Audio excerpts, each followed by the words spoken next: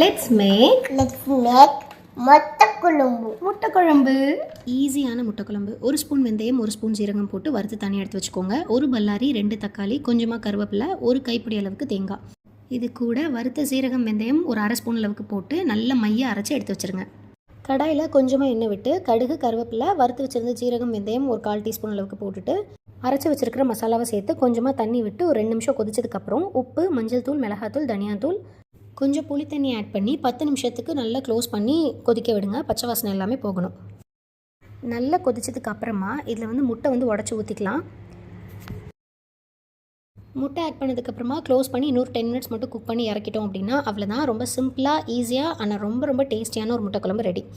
நல்ல சுட சுட சாப்பாடோட இந்த முட்டை குழம்பு வச்சு மேலே கொஞ்சமாக நெய் விட்டு அப்படியே பசைஞ்சு சாப்பிட்டோம் அப்படின்னா அமேசிங்காக இருக்கும். Do try this out and enjoy.